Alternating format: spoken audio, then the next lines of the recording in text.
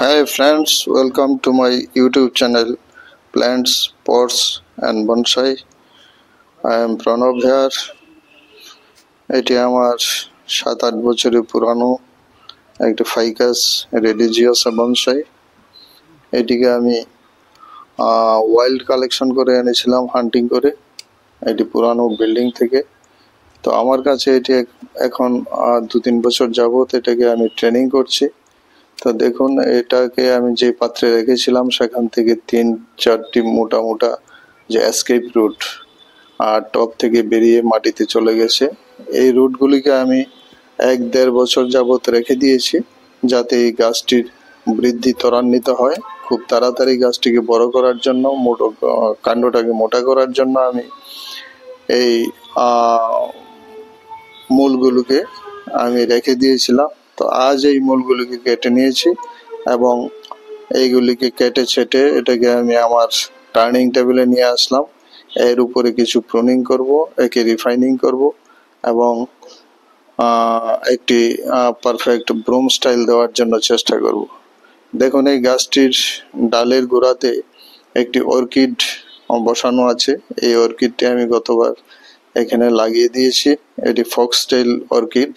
এ থেকে খুব সুন্দর ফুল বেরোয় এবং এই অর্কিডগুলি সাধারণত বড় গাছের পাতার ডালের মাঝখানে পাতার ছায়াতে এগুলি ভালো বৃদ্ধি হয়। তো এখানে আমি একটি অর্কিড এর ডালের মধ্যে বসিয়ে রেখেছি। তো এখন আমি এর যে পাতাগুলি এবং ব্রাঞ্চগুলিকে প্রুনিং করে দিয়ে এর শেপটাকে আরো ডিফাইন করব। নতুন নতুন বর্ষায় প্রচুর ডালপালা এবং প্রচুর পাতা বেরিয়েছে। ক্যানোপিটা একদম ভারী পাতায় ঢেকে গেছে। তো আমি পাতাগুলিকে ছেটে এর আকারটা সুন্দর করব এবং কিছু যেই ক্রস ব্রাঞ্চ রয়েছে ভিতরে, এই ক্রস ব্রাঞ্চগুলিকে আমি কেটে দেব।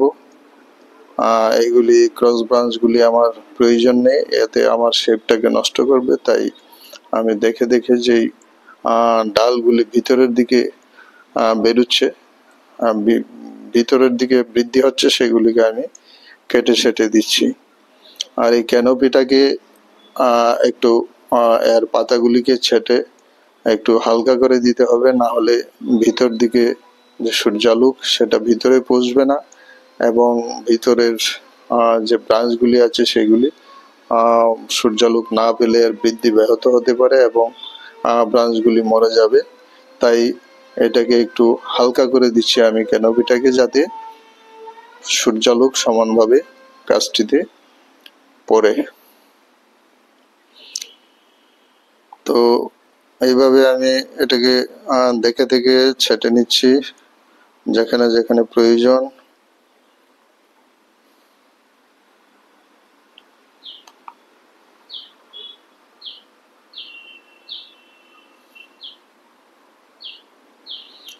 আর এই ব্রাঞ্চগুলিকে ছেটে দিলে একটা থেকে দুটো ব্রাঞ্চ বেরোবে, 2 থেকে 4টা ব্রাঞ্চ হবে, প্রচুর ফলিয়েজ তৈরি হবে এবং নতুন নতুন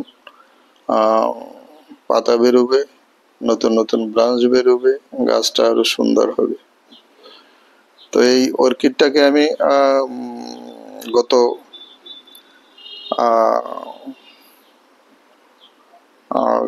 কি বলে বসন্তকালে এটাকে আমি এই গাছটাতে বসিয়ে দিয়েছি, দেখতে পাবেন, এই দেখেন এখন দেখা যাচ্ছে।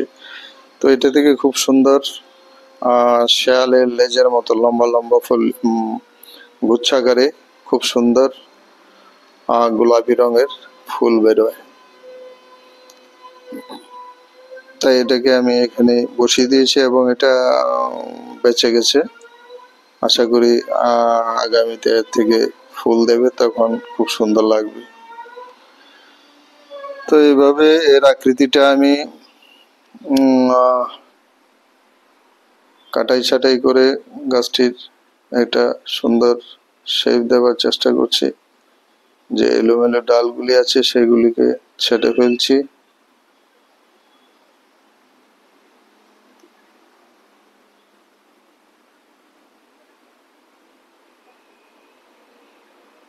তো এই বনসাইটিকে আমি 2 বছর যাবৎ আমি এটাকে ট্রেনিং করছি এবং যত্ন করছি। এর আগে একটি পুরনো দালানের উপরে এটি অবহেলায়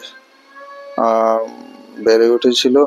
সেখান থেকে আমি এটিকে নিয়ে এসেছিলাম এবং বছর 2 আগে এটাকে আমি এই পটে প্রতিস্থাপন করেছিলাম।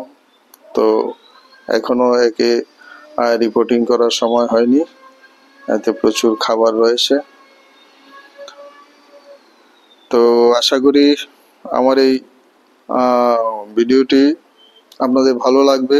ভালো লাগলে চ্যানেলটিকে লাইক, শেয়ার এবং কমেন্টস করতে ভুলবেন না। নতুন দর্শক যারা আছেন চ্যানেলটিকে সাবস্ক্রাইব করে দেবেন, বেল আইকনটি টিপে দেবেন, তাহলে সবার আগে সব ভিডিওর নোটিফিকেশন পেয়ে যাবেন। ভালো থাকবেন, নমস্কার।